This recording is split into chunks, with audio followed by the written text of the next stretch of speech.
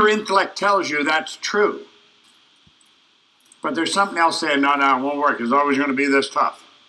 Well, it isn't always going to be that tough. When you start to change paradigms, it becomes very tough. But I'll let you in on a little secret. I remember one day, I walked into a bar, I picked up a drink, and I looked around, and I thought, there were all bums in this place. Then I realized I must be too, because I was always there. And I put the glass down, and I said, I'm never going to do that again. And I never had. But you know what I did? I walked from that bar right across the road to the racetrack. Instead of decorating the bar, I was feeding the horses. And I learned something. When you break a bad habit, if you don't consciously and deliberately replace it with a good habit, you're going to replace it with another bad habit. Nature abhors a vacuum. Nature abhors a vacuum. You want to remember that. When you're working on paradigms, you're working with habits. A paradigm is a multitude of habits. There are ideas that are fixed in your subconscious mind. A habit is an idea that's fixed in your subconscious mind that expresses itself in action without any conscious thought. Most of our behavioral patterns are habitual. And they come from the paradigm. And we've got to understand that. We've got to make up our mind we're going to change that. So what do? Well, you start to study how and why you act that way. Now you look here, what we want to work from, if you can throw those slides up now, please. You're working from the upside down and from the inside out. You're going to keep programming that in your mind. When you work from the outside in, you're going to create more of the same over and over and over again. Most people are extras in their own movie. Why will you change a paradigm to get what you want? If you don't have a goal, you're not going to change paradigms. You got to have a goal. The goal's got to be specific. It's got to be measurable. You don't have to know how to reach it. You just have to know you're going to reach it. But you don't have to know how. You may have absolutely no idea where the money's coming from, but the money will come. You don't know where the help's coming from, but they'll come. They will come.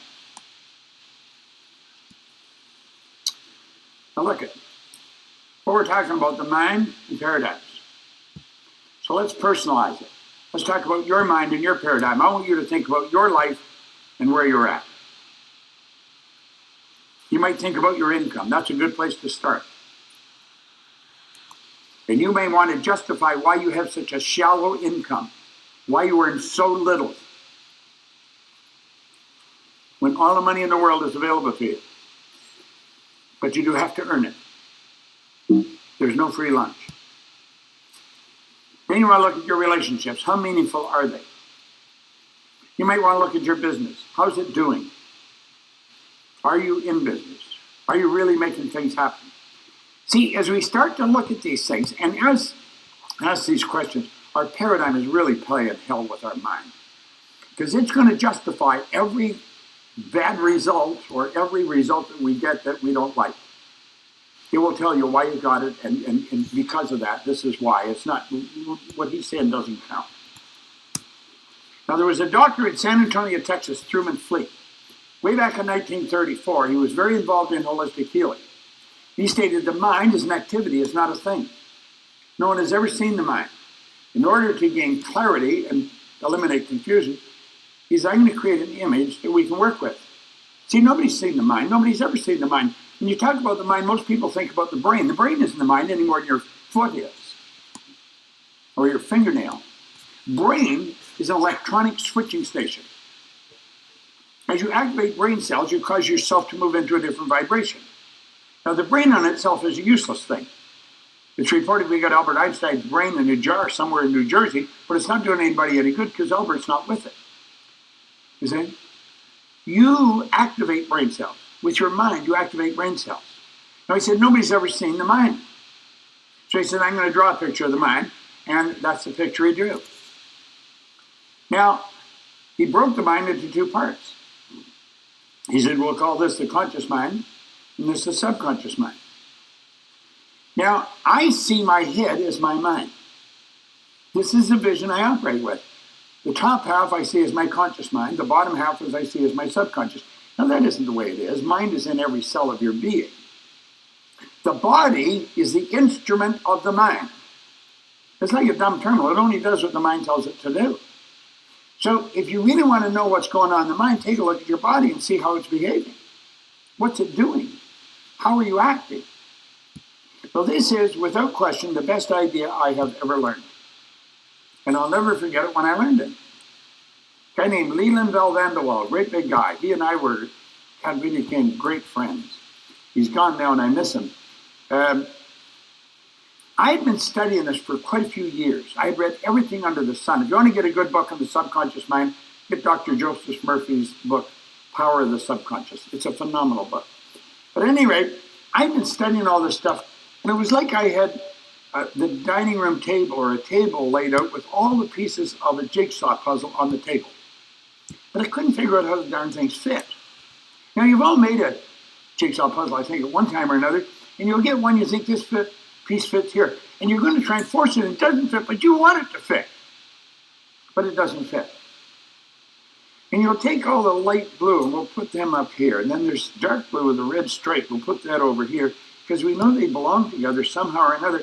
So I had these pieces all over the place, but I couldn't get them to fit. When he put this together and started to explain, boom, it's like all those pieces of the puzzle all came together. And I started to understand so much better. And that's really what we want to do. We want to understand how the mind functions. And that's what this drawing will do for you. Now, I see this as a genie. It's like a genie. It's just like a little genie. And if I'm looking at you, I will look, there's an imaginary line right across the center of your head. The top half is your conscious, the bottom half is the subconscious, and the body is the instrument of the mind. So if you're selling or if you're working with somebody, you want to give them your undivided attention. You start watching, focus on them, and you'll start to feel what you're getting back to. You'll feel the energy. You'll start to know what they're like. And if you're with somebody and they're not paying attention, you know that. You feel that. It's there. Now I'm going to get Sandy to come up here. We're going to work this with her. Because what you're going to get here, I believe, is some of the most important language you can get. Okay? Let's start here. What's the most important thing about the conscious mind that you know? Well, first I want to say something. When Bob taught this in that seminar in 2006, I remember you were leading up to it. And you were like, you were just leading up to it, and it was like the most amazing thing in the world. And then this simple graphic came on the screen. And it was a big circle with a line between and a little circle and some stiff legs and arms. And I just started laughing. And I was like, this can't possibly be that powerful. And I was really having a challenge with this idea. And well, you've already admitted you're a lawyer. And I think we won't hold it against you. Okay. But I think back to that moment so many times because I could have missed it. And there is so much power in this graphic illustration. And when I was on a plane flying, I think, to Argentina, and I was studying Thomas Troward, who has just some amazing, amazing ideas. And I thought of the graphic and you teaching it. And I couldn't have understood Troward without this graphic. It is so powerful if you get this. And understanding first two parts to the mind. You have the conscious mind and the subconscious mind. Well, the conscious mind, that's your thinking mind. That's where you can originate ideas. You can accept or reject ideas. And most of the time, we reject the ideas we should accept, and we accept the ideas we should reject. And we want to understand we have the power to change that. And it's so, so important that we do. And so that's the thinking mind, but the subconscious mind is a completely different part of the personality. And it operates completely different from the thinking mind. The subconscious mind cannot tell the difference between what is real or imagined. It's the emotional part of your personality. And it has to accept everything you give it. That is one of the greatest truths that you will ever learn. ever learn. Why is that? Because you can be sitting there and you have a goal that you want to earn $100,000 a week. Let's say that's your goal. And your thinking mind is just, oh, wow, that's a crazy idea. Your paradigm's going crazy. But if you keep telling your subconscious mind that you're earning $100,000 a week over and over and over, you got to impress it on the subconscious mind. You got to give it energy so that it grows, it grows, it grows. And the paradigm shrinks by not giving it energy. It just starts to shrink. And the idea that you want starts to grow and continues to grow. And when you impress it there sufficiently, it becomes your belief system. The subconscious mind cannot tell the difference between what's real or imagined. There is huge power in that. Okay, let's go back and go through it one more time. Let's think. That's your thinking mind. That's the part you think with. It's in the conscious mind. Now, I will see myself, I'll sit in my studio and I'll start thinking. I want to create a new source of revenue for the company. I will start thinking. And I realize it's in my conscious mind I'm doing this. I also understand that's my educated mind. Now, that can be for or against you. As you're going to see in a few minutes, we have a lot of stuff piled in there that we like control us. This is where our intellect is resident. And we want to start to understand we've got powers in there that are awesome tools if we'll learn to use them. So as Sandy said, the subconscious is the emotional mind, and it's quite different than the conscious mind. Where the conscious mind has the ability to choose. You can choose to accept or reject everything that comes down the road.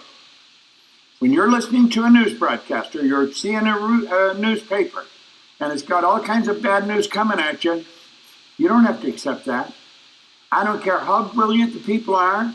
I don't care what authority they speak with. If they're telling you there's a recession coming, just say you're not going to participate. You don't have to. I never, ever study the economy, ever. I have found, I've been at this now for almost 57 years. I have seen in the worst economy people winning, and I've seen in the best economy people losing, and vice versa. It's got nothing to do with the economy. It has to do with your own attitude. Now, some people say, well, that's just being ridiculous. Okay. It probably is for you. It's not for me. You see, you can accept or reject. That's a beautiful thing to know. Somebody says something to you, you're going to reject it. And when you reject it, you can go ahead and originate whatever you want. You are a creative being. The power to build ideas is flowing to and through you all the time. It never stops. Now, Sandy just mentioned your subconscious mind is quite different. It has no ability to reject. It must accept. It must. Because it has no ability to reject. Now get this. Your subconscious mind is the universal side of your personality. It operates in an orderly manner. It can only take what you give and move it into form. It has no inductive reasoning capacity. In other words, it can't think at all. It's like the earth. It's immoral. It doesn't care what you plant, but it will return what you plant. It cannot differentiate between what's imagined and what's real. I want you to think of this for a moment. I want you to think of the number of people that have a young girl or a young boy, and they just got their driver's license. Just got it. What are they, 16? I don't know. And they're out, first night in the car. They finally got the car, and they're out on the road. And they're supposed to be home by 10. 10 o'clock, they're not home. 10:30, they're not home. 11 o'clock, parents are running around the house tearing their hair out. You start to imagine there's been an accident. They wouldn't dare stay out like this the first night unless something went wrong. Nothing good. It's all bad. They're using their imagination. And they get so upset. Meanwhile, the kid fell asleep on the sofa over at a friend's place watching a movie. Nothing bad's happened at all. What's the parent doing? The parent's getting themselves into a hell of a state because they're imagining something real bad happening and they're emotionally involved. And their subconscious mind will accept that as real. It's not only real, it grows because everything in the universe is either creating or disintegrating. It's either getting better or getting worse. It will not stay where it is. It's create or disintegrate. You're either going ahead or you're going back. If you're not getting better, you're getting worse. You do not stay where you are. Nothing stays where it is. So as you look at this, you've got to stop and think about it. Now, let's take that and set it aside. That's what we've learned. Here you are today. What do we do? So here's the stick person. Here you are today. You've got the conscious mind and the subconscious mind, and everything's going on around you. You got the radio, you got what other people are saying, you got the TV and the news, and you can choose to block that out. You have the ability to think. You can reason. You can reject those ideas, but we don't. We open our subconscious mind, we let all these ideas in, and it becomes part of the paradigm. We don't use this power that we have. And we do this all the time. And even after we know the difference, we do it. You know, it's like, how many times have you fallen asleep in front of a TV? Can you just imagine what's going into your subconscious mind when you're sleeping? And some people, they listen to the TV all night, every night, while they're sleeping. And it's just going in and going in. If you are close to somebody and they're talking and you're not on guard and they're saying something that you would reject if you were really thinking about it, it's going right into your subconscious and it becomes part of the paradigm. We don't use this power that we have. And we do this all the time. And even after we know the difference, we do it. You know, it's like, how many times have you fallen asleep in front of a TV? Can you just imagine what's going into your subconscious mind when you're sleeping? And some people, they listen to the TV all night, every night, while they're sleeping, and it's just going in and going in. If you are close to somebody and they're talking and you're not on guard and they're saying something that you would reject if you were really thinking about it, it's going right into your subconscious mind. And you look at this, Sandy was saying you can reject this. That information is trying to get into your mind, but because you can think, you can say, no, get out of here. Just get out of here. It's got to go away. We don't do that. Not only do we not get rid of it, we leave our mind wide open, and where does it go? It goes right into our subconscious mind. Emma, I think you've got something there that Earl Nightingale did on this. I want to tell you about a situation that parallels the human mind. Suppose a farmer has some land, and it's good, fertile land. Now the land gives the farmer a choice. He may plant in that land whatever he chooses. The land doesn't care. It's up to the farmer to make the decision. Now remember, we're comparing the human mind with the land. Because the mind, like the land, doesn't care what you plant in it. It will return what you plant, but it doesn't care what you plant. Now let's say that the farmer has two seeds in his hand. One is a seed of corn, the other is nightshade, a deadly poison. He digs two little holes in the earth and he plants both seeds, one corn, the other nightshade. He covers up the holes, waters, and takes care of the land, and what will happen? Invariably, the land will return what is planted. As it's written in the Bible, as ye sow, so shall ye reap. Remember, the land doesn't care. It will return poison in just as wonderful abundance as it will corn. So up come the two plants, one corn, one poison. Now the human mind is far more fertile, far more incredible and mysterious than the land, but it works the same way. It doesn't care what we plant. Success, failure. A concrete worthwhile goal, or confusion, misunderstanding, fear, anxiety, and so on. But what we plant, it will return to us. You see, the human mind is the last great unexplored continent on the earth. It contains riches beyond our wildest dreams. It will return anything we want to plant. Now, let's go back and look at this again. Here's a person. There's the conscious mind, subconscious. Conscious mind is getting inundated with all kinds of information. Some of it good, some of it bad. But because we do have the ability to reason, this is inductive reasoning. We can choose to say, get out of here. That gives us the ability to think and say, I'm not going to buy that. And so we get rid of it. You don't have to pay attention to what's on the radio, what other people are saying in the newspapers. You just say, get out of here. But we don't do that.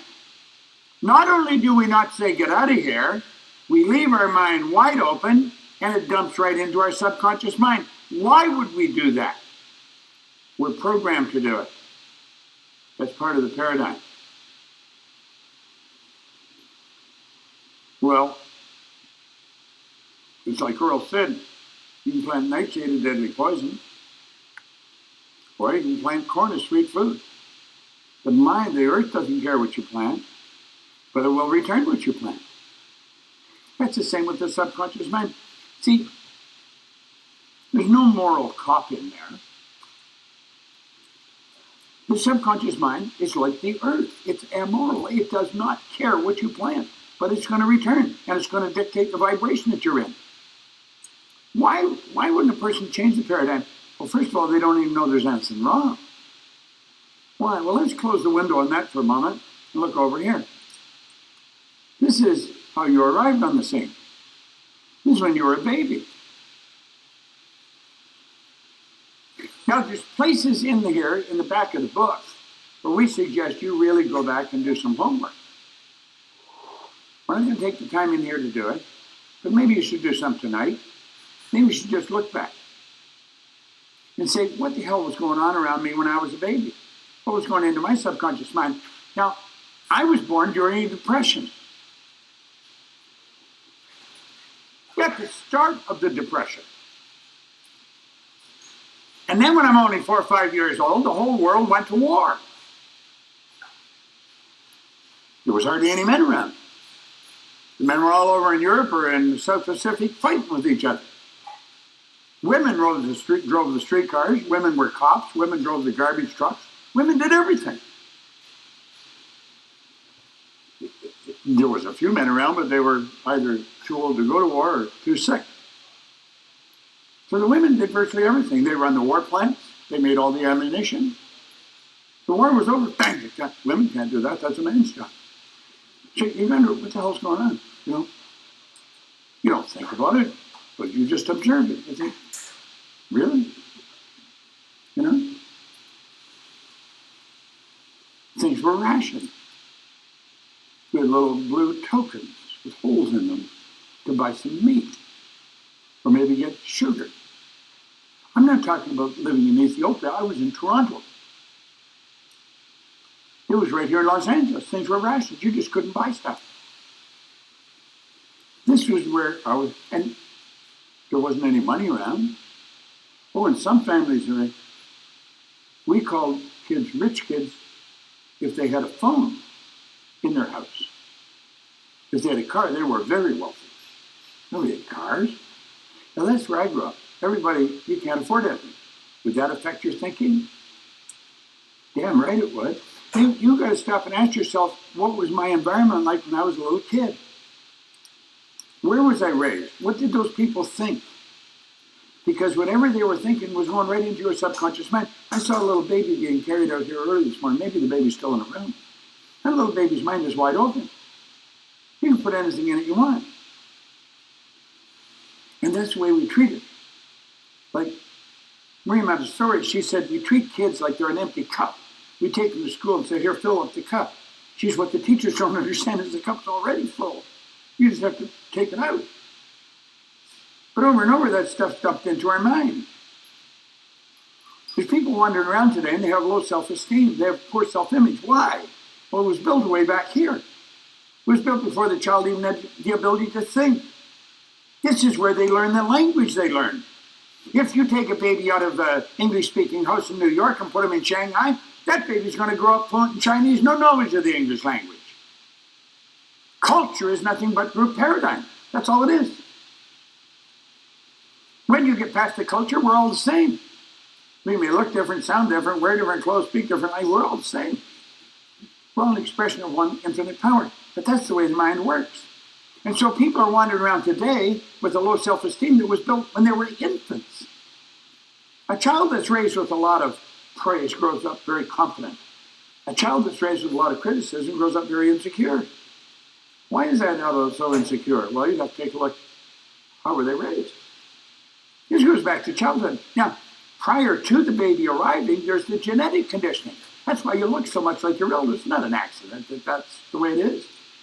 I often mention I was a little kid, I had red hair. I have a brother and sister, they don't have red hair. I have a mother and father, they didn't have red hair, which could lead to all kinds of speculation, I suppose. But, however, my mother's father and all his brothers had red hair. See, sometimes it'll jump a generation. That's genetic conditioning. So here we are here, this kid is being programmed. Self-image is one idea. And Sandy talked about this earlier. If those parents were just involved in dumb little games, in the absence of clearly defined goals, we become strangely loyal to performing daily trivia until we become enslaved by it. Robert Heinlein was a science fiction writer back in the 60s. He wrote a great book, Strangers in a Strange Land. We're strangers in a strange land. But what was built into that child's mind? The self-image is one idea, a multitude of those paradigms, and here we are here, 50, 60, 70 years later, living much the same. You say, well, they don't live the same, damn near. You think it's an accident that people will go from one year to the next and stay in the same financial shape in the richest country in the history of the world, and they can think they can start a business and build a business? If I can take with absolutely no education and build a business, anybody should be able to do it. Now, I've gone into penitentiaries. Took a guy that was considered a mad dog by the warden. He had been in solitary confinement for 7 years. 7.5. He had shot a guy in Alda. And if he had killed him, and the guy damn near died, they would have hung him then. So they were hanging people in Canada then. I got that guy out in a special ticket. He came to work for me. I got the Canadian Parole Board to tear up his parole so he could give him his passport so he could move to England. He was a great guy. Turned into a beautiful person. I showed him, I said, this is all you have to do. Changed his life. I'll tell you a story about that later because it's kind of funny, but it's also true. Well, this is you. This is you. This is you. This is me. Take a look at how you're living, what you're doing. Now, I say this in every meeting. When Sandy came to work with us, the company changed. She is a financial genius. And I'm saying that to flatter her or to embarrass her. I mean, brilliant. When she said 100 billion, she meant 100 billion. I thought she meant 100 million. And I thought, God, anybody that's comfortable with those kind of numbers, I'm going to get real close to. Yeah. It's made a bigger difference in our company from a financial perspective. She mentioned this morning we're perfect partners. We are. We're each strong where the other one's not that strong. And we're just moving along, dude. It's just some marvelous things to happen. You want to align yourself with other people. You know, Carnegie said the accumulation of great wealth calls for power. And power is acquired through highly organized and intelligently directed specialized knowledge. But that person that accumulates the fortune doesn't have to have the knowledge. You don't have to be that smart. Get good people around you. We have a phenomenal team of people in this company. There isn't one of them that I would want to change for anybody. They're just phenomenal. Now, Sandy and I spent hours just talking about this here. How the one that really keeps us locked in. You go back to the time you were a kid, and then you take a look at your sisters, your brother. So different. Our brother and sister, we're totally different. You know why? Well, they're born at different times. Probably treated a little different. Yeah, well, that doesn't make a difference. It makes all the difference in the world. What kind of an environment was it when you were growing up? What was going on when Mama was carrying you? Let's take a woman who's carrying a baby and the woman's being mistreated. She's under all kinds of pressure. You think that's going to affect the vibration of the little baby that she's carrying? I think so. Well, think of some of these things. We've got to start to understand, why am I like I am? How did I get here? Now, you don't have to spend a hell of a lot of time thinking about it, but take a look at it and understand that a lot of the ideas that are controlling you are pretty ridiculous. They may have been responsible for making you who you are, but you are responsible for changing it. Now, spend a minute and think of this. because it's very important. Now look here. Here you are, here is the baby. And then what happens? We go to school. I'll take this. Sure. I love this graphic illustration because I can relate to it so much. You know, school, we get all this valuable knowledge and we lock it up in our head, but it never teaches us about paradigms. And, you know, you think about the stick person and you think about how the paradigm absolutely controls us. And all this shaping went on when we were younger we didn't even know about. And then we go to school and we just pack more information, but we don't know anything about paradigms. And so we don't do what we already know how to do. I remember when I was working on Wall Street, and I worked for this great law firm, and we were standing outside the hallway. It was like a Friday at the end of the day. We're standing outside the hallway, and there were maybe 5 or 6 of us talking. And these are guys that, they were all guys, they happened to be, but these were guys who graduated top of their class at Harvard and Yale and Stanford, and they're standing out there all extremely frustrated because they weren't doing what they wanted to be doing. And a couple of them said, but we don't have any options. Now here they are, they have the best education, they're at one of the best law firms in the world, and they're saying, but we don't have any options. All this wonderful education, and they're not using that education and doing what they already know how to do. I mean, this is a paradox. When you really get this, things can start to change. So you've got all this superior knowledge, but you got inferior results. And so that explains why when I would sit in a boardroom with all these incredibly brilliant executives that could figure their way through the wall, and you saw frustration, and you saw confusion, and you felt it. We've got all this knowledge, and we're so frustrated because we're not getting the results. Now think about that in the context of the stick person graphic, okay? So take a look at the stick person graphic, and you see it come up, and you know we've got the conscious mind and the subconscious mind. Well, the conscious mind is where all the book knowledge is stored. It all comes in, and it's just sitting there. Nothing's going to happen if it just sits there, because where does everything happen? Everything happens in the subconscious mind. The law of attraction responds to what's going on in the subconscious mind, to the paradigm. So you've got all this great knowledge in your conscious mind. Your results are not going to be reflective of that unless what's going on in the subconscious mind is in harmony with that. This is so important. So what happens with most of us, you've got all this great knowledge up there, you know, you go to a seminar, you get all these tools on what to do and how to do it, but the paradigm's totally different. The paradigm is not as in harmony with that knowledge. And so you're getting results that are in harmony with the paradigm.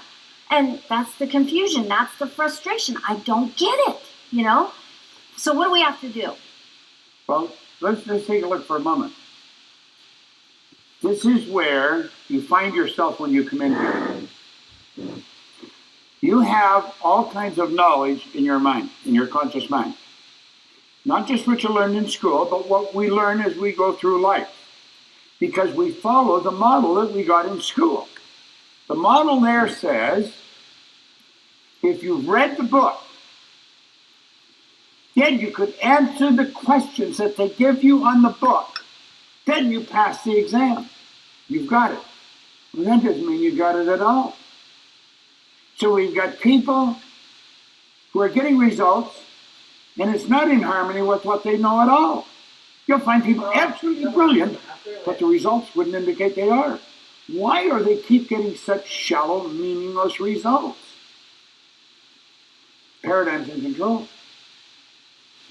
And if you want to change the results, there's only one way to do it. You got to change the paradigm. I'm going to ask you to go back to your book and write another page with your other hand. Go ahead.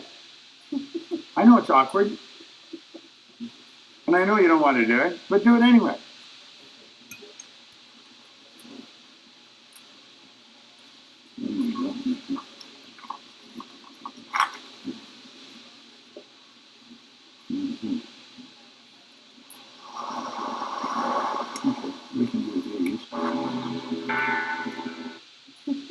know it's awkward, and I know you don't want to do it.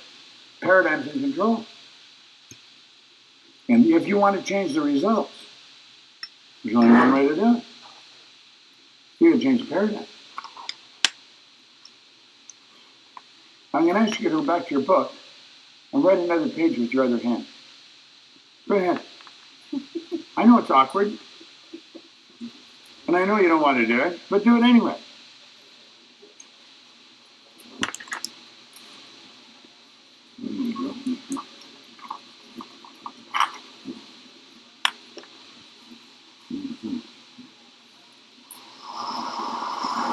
Okay, we can do these.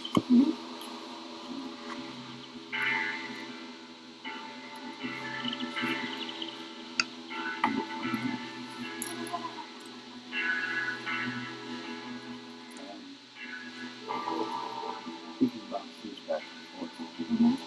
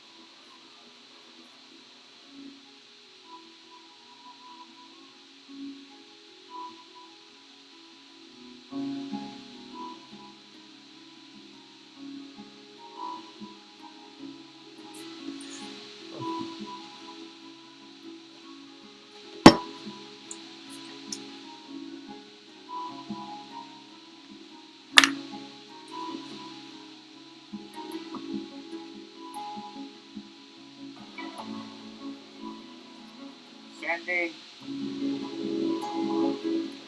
Where's she now?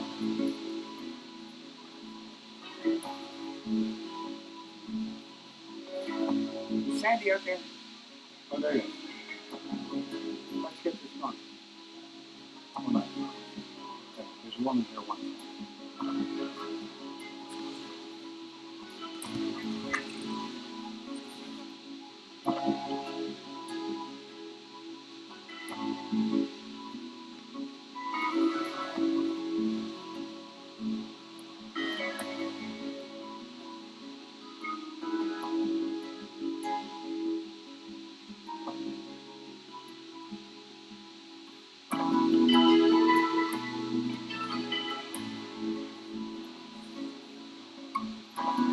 Hello?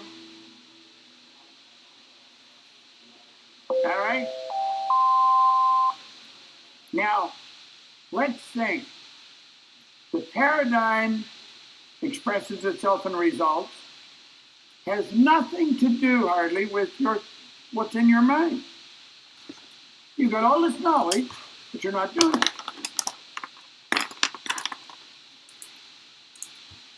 How many here have been that close to quitting your job and starting your own business? Let me see a show of hands. Stand up. Stand up. Now, come on, get honest. Stand up. Get honest. Come on. Now, hold on a minute. No, quiet. Let's listen. Now, there's nothing stopping you from doing this but you. You're the only one stopping yourself. Nobody else is stopping you. There's no laws against quitting a job. Okay. Now, when Sandy quit, she looked at all these names, a couple thousand names, and spent 20 years building this practice. And like, woo, like that, she was nowhere to go. There's a comedian out here in California. He's very good, Kasix. In fact, I think you introduced me to him. And the guy's really funny. But he takes all this knowledge and he makes it into an act. And he's very good. I've worked with him 2 or 3 times. He said something one day that just, it was so good. He says you can always measure what you're letting go of, but you can never measure what you're going to get. I thought, wow, isn't that the truth? We can always measure what we're letting go of, but you can never measure what you're going to get. And you see, that's what scares people. That's the very thing that stops them from letting go. They don't know what they're going to get. You know what you're going to get? Whatever you want to create. You are truly God's highest form of creation. There is nothing on the planet that'll even come close to you. Anywhere.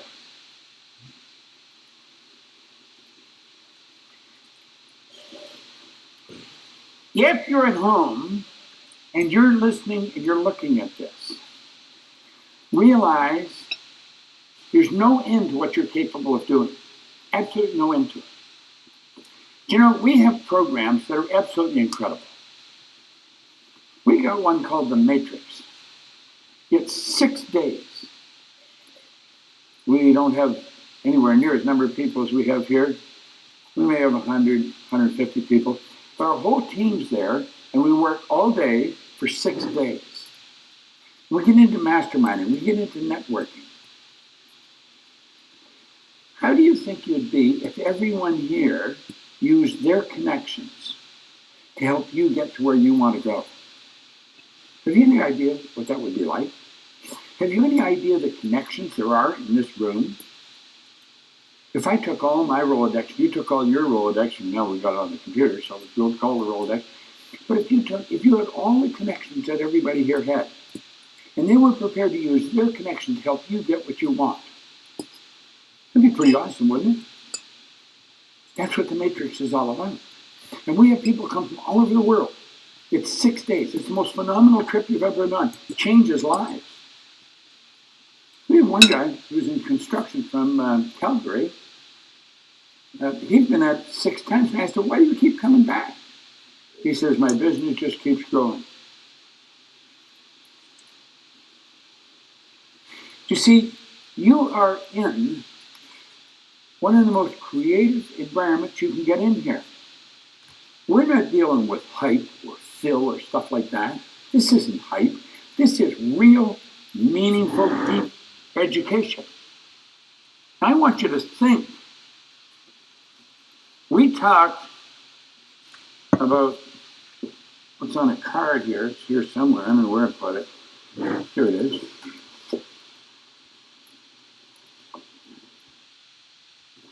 About this is a business. If you think you'd like to be in this business, I'm going to tell you, we'd like to have you in it. We train people as consultants. It's your own business. There is an investment, but we work with you. Ad infinitum. We don't ever stop working with you. We have one young gal from Northern Ireland. The most she ever earned in a year was $35,000. Last year she earned over $300,000. You're going to hear from another lady here who's a single mother. She has 3 kids. The most she had ever earned in a year was $45,000. She had worked as a project manager with a construction company. She earned over $85,000 in a month. See, earning money is a simple thing to do when you understand the rules. The amount of money you earn is in direct ratio to the need for what you do, your ability to do it, and the difficulty there is in replacing you. Have you any idea about the need for what we're doing? We went into Shanghai. They had about 20 people holding arms around me because they were keep people away from me. In Shanghai. But it was the same in Kosovo and Rio or any place in the world we go. People want this information. People are screaming for it. When I started, you had a hard time finding a book. Today they're in the bestsellers list all over the world. People are aware today. They can wake up. They are free. They can do what they want. Now they always have been. It's just that it's been a small select group of people. They don't understand why they're being held back with all this great information. They don't understand the paradigm. That's what we're teaching. You free people. Wake them up. Help them understand who they are. If that's something you'd like to do, you want to look into what we're doing. This is the base. Just the base. Now we're going to run through something here very quickly. If we can. You've got that slide fixed, isn't it? No, there it is. Okay. Wait a minute. Here we are. You want to change the results, you've got to change the paradigm. Now, what are you working with? You're working with your own mind. And it's very, very powerful. How ironic, this picture right there. Same old thinking, same old results. And listen, you may say, I'm not doing that. Odds are pretty good you are doing that to a much greater degree than you believe. One of the first questions I ask people is, what's the most you've ever earned? I don't really care what the answer is. What's the first thing I ask Phil? What's the most you've ever earned? You know what? I ask that to find out where their mind is at. I don't care what they've earned. But anybody comes to work with me, I want to know how much they've earned. What's the most you've ever earned? Because that tells me where the mind is at. And if I want you to do a better job, I got to show you how to earn more. There's 2 sources of income. One's psychic and one's material. The material income is the money you earn. And don't put it down. Money's very important. You can do things with money that nothing else will do. You can extend the good you do far beyond your presence. We have kids going to school in Africa because we have some money. Those kids' lives are changed forever. The other is satisfaction. That's a psychic income. And if you're not getting satisfaction from what you're doing, the money ain't going to make much difference. So you're going to get those 2. In this business, you get both. Because that is the path that most people are on. Same thinking, same results. Now, Sandy and I are going to run through something here that I think is very important. Okay? Hold tight, Bob. I'll be right back.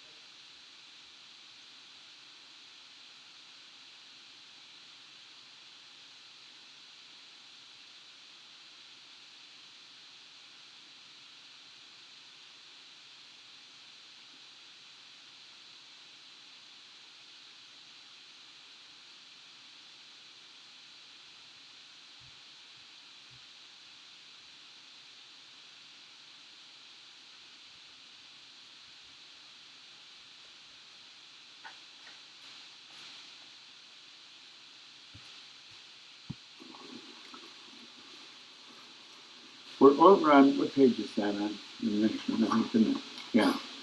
28. Look here. You go through these. All right, so you've got the conscious mind, the subconscious mind, and the body. Now, we have sensory factors. We can see, hear, smell, taste, and touch. That's how we correspond with the physical world. I mean, it's like antennae in our conscious mind. We're picking things up through our sensory factors all the time. And that's a good thing. That's how we correspond with the physical world. But we have limited ourselves to this side of our personality, to where everything is what's going on physical. This is how we start to always react to what's going on in our physical world. And we don't understand that we have all these other powers that we can use. And so we've got intellectual faculties, because our conscious mind is also our intellectual mind. Addison? And literally, these are gifts. Cassie's here to pick up. Mom said, will you take care of this for me, please? She's out in front. 6:45, pick up her order. It's in the garage fridge, $20. So just go out there, open the garage door, and just kind of wait for it. Okay?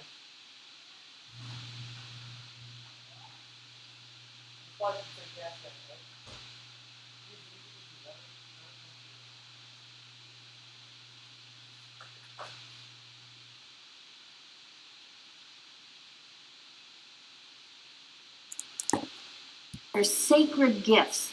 Our intellectual faculties are the perception, will. We're going to go through this a lot this weekend. Imagination, memory, intuition, and reason.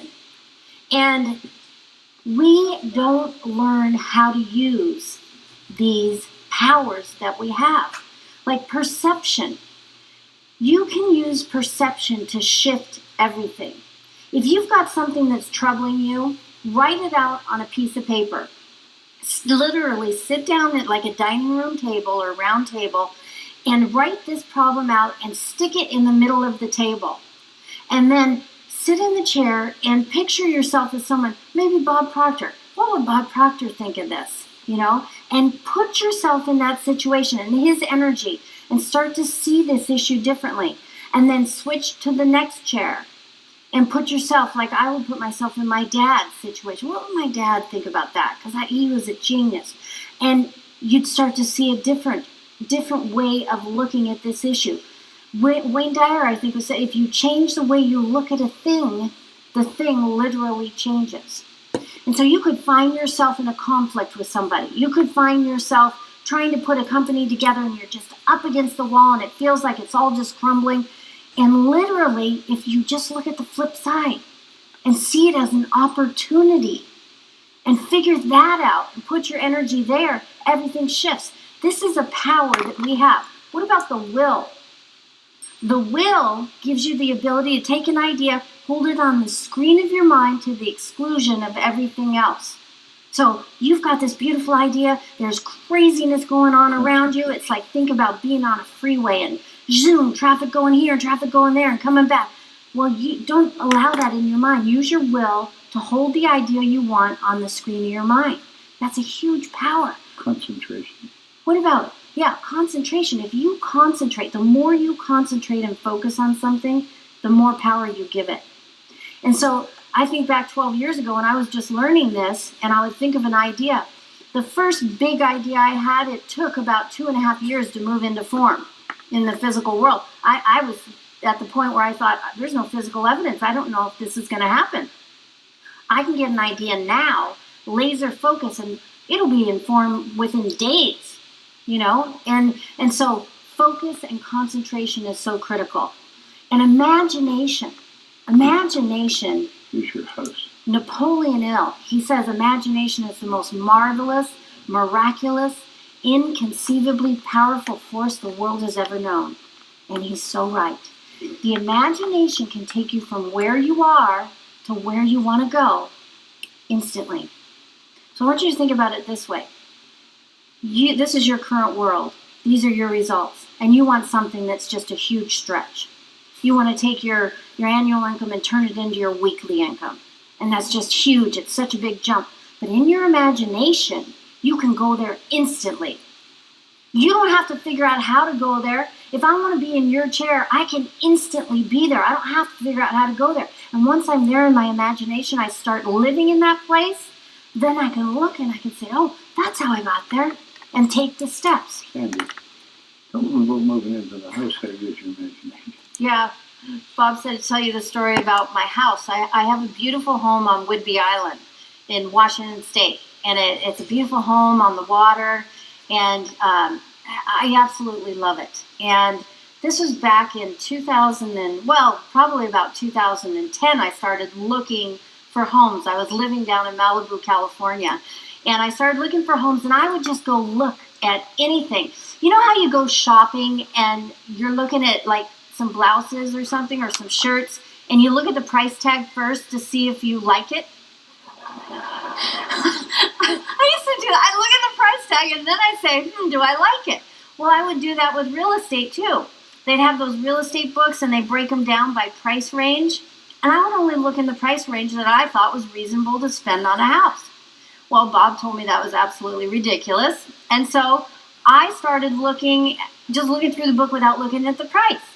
And I would go look at these homes. And at first it was really uncomfortable. I went and looked at a $64 million home. And that, you gotta have some chutzpah to go call a realtor and say, I'd like to go look at this home when you're living in, not a $64 million home. So I would look at all these homes and I would start to see that I didn't like the $64 million home. I wouldn't even want to live there. I saw an $8 million home. I didn't like it. I wouldn't even want to live there. And so I just kept going through this process to get clear on what I wanted. Because I needed to be clear. When you use your imagination, you got to paint the picture. Every detail. Because otherwise you're going to end up getting something that maybe you don't want. Which I did. My first move was to lease an apartment. I thought it would be just really romantic and wonderful to have a place on the beach in Malibu, California. So I rented this apartment. It was a condo, and I rented it, and I thought this was meeting my picture. But, I'm a little vertically challenged. Like, if you have Bob stand next to me, he's way up there.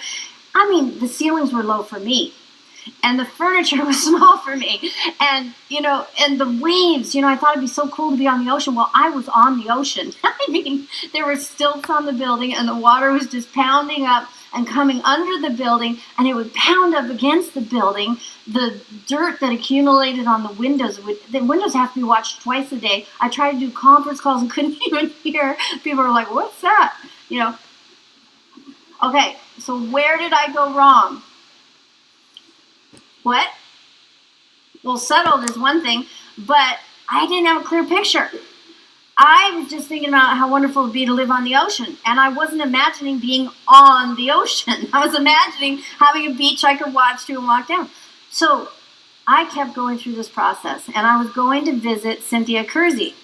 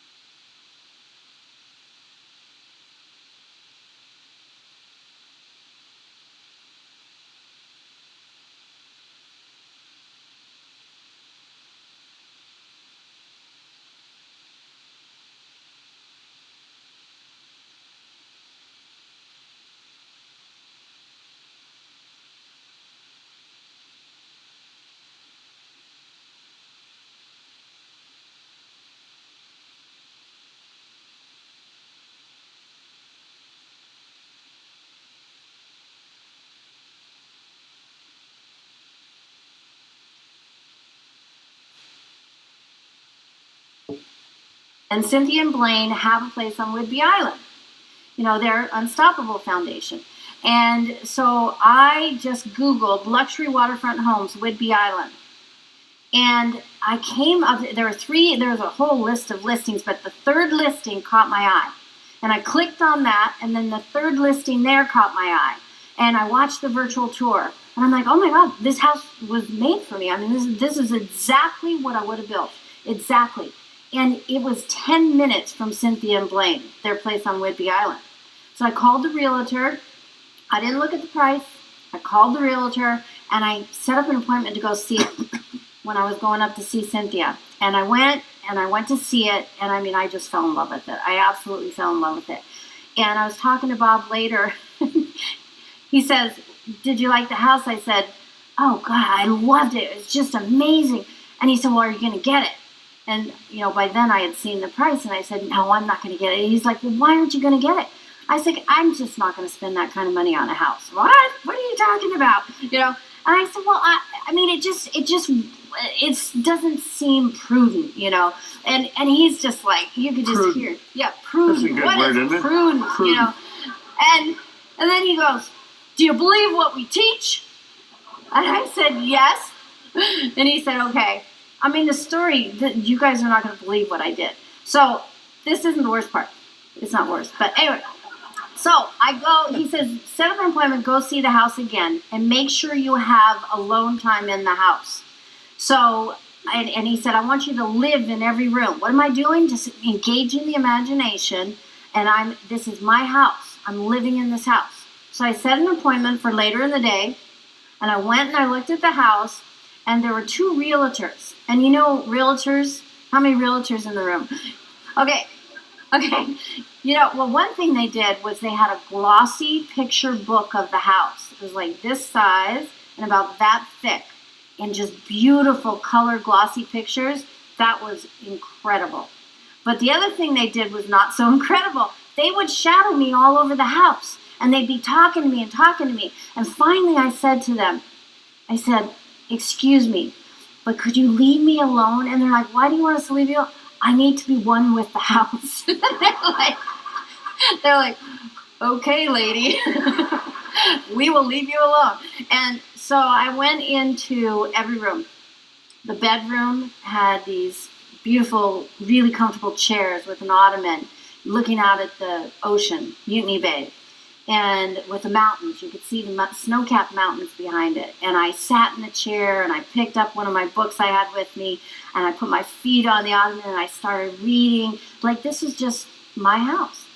I used the restroom. I went around the house. There was a beautiful office. I pictured doing a teaching call in there, And then I went out into the kitchen, and the kitchen was just gorgeous, and it looked out into the great room and the big fireplace, and the whole wall was just a wall of windows looking out at the water and beautiful crystal blue water. And I pictured having my family there for Christmas dinner. And I started imagining the conversations we would have. I mean, I was really kicking my imagination into high gear. And I just started imagining the conversations we'd have and seeing them smile and enjoy it. And, just this was really real. And I was more in love with this place than ever. And so I leave, I thank the realtors, call Bob. And he says, "Well, did you like it?" And I said, "Oh, I love it." And he said, "Well, are you going to buy it?" I'm like, "No. I mean, seriously, no. I'm not. Do you believe what we teach?" And his voice is booming. He's like, "Here's what you're going to do." He said, "If you really want this house, create a Christmas invitation." Because this was early fall. He said, "Create a Christmas invitation inviting your whole family to Christmas dinner at your new home on Whidbey Island." And I didn't have a contract on this house. I did not have a contract on this house. So I created it because I knew that I had to do it. And I created it and I sent it out as a beautiful, beautiful invitation, inviting them to Christmas dinner. And, they all replied back, "Sure, I'll be there. But what's this house on Whidbey Island?" I'm going, "We'll talk about it later." Now, what did I do with that? I set it up so I had to figure out how to do this. I had to figure out how to do this, how to make this happen. And this was incredibly uncomfortable to be in this position. I did not want to have egg on my face. I was going to make this happen, and I wanted it so bad. So I took that picture book. I looked at it over and over and over. I watched the virtual tour. I had it playing on my computer. I had a picture of the house on my iPhone. And I just pictured, I didn't picture someone else being in the house. I didn't just picture the house. I would see through my eyes experiences that I would have in the house, and I was having them. That's an important distinction. Okay, I wasn't watching a movie, I was experiencing this as my house. And through that process, I was able to come up with the ways to do it. When I was a lawyer, I would sometimes start banks. So I would work with a group of organizers and we would form what's called a de novo bank, brand new bank. And you'd get stock in the bank. And as one of the organizers, I'd get stock in the bank. And I would just take these stock certificates and stick them away. Didn't even think about them. And all of a sudden, it comes to my mind, wow, I've got all these stocks. I wonder if they're worth anything. It's been quite a while. And I'd pull them out of the drawer. I'd call the CFO of the company. Is this stock working? Well, yeah, in fact, someone wants to buy it. Here's the price. 50,000, 100,000, couple 100,000. And these ways would start to come. And I gave myself 3 months to close on the house. And I had to come up with a pretty hefty amount. I had convinced the sellers to do what's called seller financing. So they were going to finance the deal. I would give them a sum on closing, and then I set it up to do a balloon after each year for 3 years, and then it'd be paid in full. Big balloons. And I got them to do that. So I gave myself 3 months to do it. I ended up closing early, 2 weeks early, and with more money than I needed down through this process. She needed a lot of pushing, though, I'll tell you.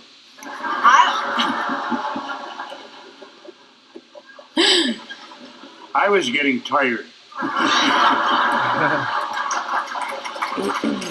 It's helped our company. So the imagination is an incredibly powerful tool. Incredibly powerful. We're going to talk about it more.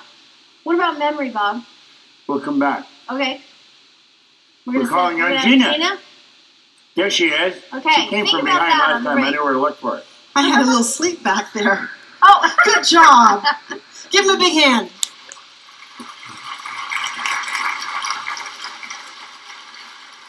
Okay, what time is it?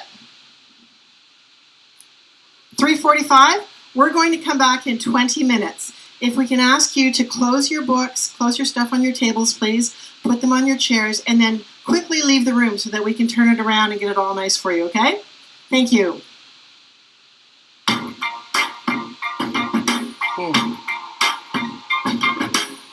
I used to bite my tongue and Hey, live streamers. What an incredible day so far. I am absolutely loving it. So, a little bit about me. My name is Mikey Stiller, and I'm the Director of Marketing for the Proctor Institute.